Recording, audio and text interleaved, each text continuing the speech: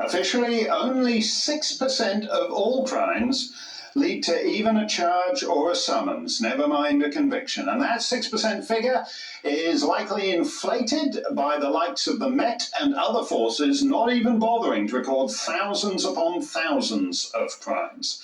But the tacit consent of police in South Yorkshire, West Yorkshire, Greater Manchester, and any number of other constabularies to the decades-long sex slavery of English girls by Pakistani rape gangs is a whole other level of wickedness, for there is not a lot to be said for any society in which those entrusted with law enforcement do not protect the most vulnerable amongst us. Telford in Shropshire is one of those towns. It's a new town, as they say, centred on Ironbridge, birthplace of the Industrial Revolution. Today, the only industrial thing going on in Telford is industrial-scale sexual abuse, to which the police turned a blind eye.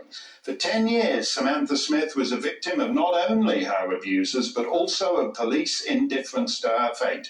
She was on this show last week, and she's back to tell us what happened after her appearance. So, Samantha, you were on this show, I think, exactly a week ago. I was. And afterwards, you returned to Telford. Yes, I did. I was on your show last Monday, same time practically. I came off, there was a fantastic response from the public. I was really, my heart was warmed by the support and outreach that I received from those that either didn't know what had been going on in Telford for decades. Up to 1,000 girls had been reported to have been abused by grooming gangs since the 1980s, or those that had no idea that it could potentially still be going on, and the scale of police, council and social services failings. I went back home, I went back to Telford, and the next day around lunchtime, 2 police officers banged on my door demanding that I speak to them about my interview. Really? So the police, who have done nothing for the entire third millennium to date, suddenly were roused to activity by you going on television. Yeah, they told me that they had gone round to all of the addresses they had on file for me. They had gone to my previous home addresses, the different accommodations that I'd stayed at, looking for me, and eventually they located me. They hunted me down, they tracked me, banged on my door. Not too different to when they're knocking on the door of a perpetrator, of a potential criminal. I was on FaceTime with my friend at the time, who said to me afterwards, I genuinely thought you were going to get arrested from the way that they were talking to you. They told me that, quote unquote, when you go on GB News and talk about grooming gangs in Telford, it's our duty to follow up with you. That's not actually true, is it? No. So the police are, among other things, lying to you. It's funny, I said to them at the time, it was funny that they did absolutely nothing to bring my accusers to justice, but when I went on national TV, my abusers to justice, but when I went on national TV and talked about the industrial scale of their failings and their inaction in bringing to justice the perpetrators of vile rape, grooming, sexual assault and child sex crimes in Telford, that they are suddenly spurred into action to come and knock on my door and intimidate me into silence. It's pretty pathetic, these big butch coppers being so insecure that you going on TV and criticising them can drive them into action that they otherwise haven't taken for decades. Do you know who actually ordered up this, I guess raid is the word, right?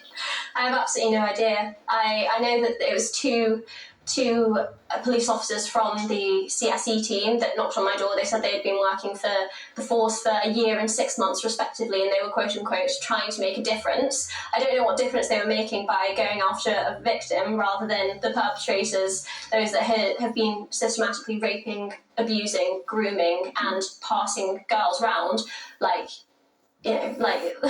Well, for decades. The awful thing about this is that, every situation is different, and yet they're all the same. If you talk to the girls in Rotherham about how the police dismissed them because they regarded them as, quote, white slags, and then if you look at Oldham, where police indifference was so great that these guys were actually picking up the girls in the lobby of the police station. And then if you look at your situation in Telford, it all seems to be pretty much the same. Now they seem to resent anybody actually talking about police failings. I'm not a conspiracy theorist, but I absolutely believe that there is a cover-up culture in amongst council officers, police, social services, those in charge, frankly, Yes. and a disdain towards the victims who seek to speak up against the abuse they suffered, and the lack of proactivity from those that were supposed to support and protect them. The Chief of West Mercia Police, Chief Superintendent Tom Harding, said in 2018 that he didn't believe that Telford had a discernible problem with CSE, and that, quote unquote, they had the resources to deal with it. Well, quite clearly they don't. If they're still knocking on the doors of victims and trying to intimidate them to silence because they've been shamed on national television for their systemic failings. And these are failings. It isn't, a lack of understanding or a lack of awareness. No, police, social services and local councils in areas like Telford were aware of the problem. They saw girls coming out of pregnancy and abortion clinics. They saw girls being picked up by older, predominantly Pakistani men in taxis and in kebabs and takeaway shops, and they did absolutely nothing to stop it. And like you said, in many cases they branded the girls troublemakers, white slags. They made us feel as though we were responsible for the abuse that was suffered. I said it before, I was a victim of grooming for nearly 10 years. It wasn't by a grooming gang, but I remember when I spoke up about the abuse that I suffered, as in 98.4% of 98.6% of cases, no further action was taken. They said that they had, quote unquote, a stern conversation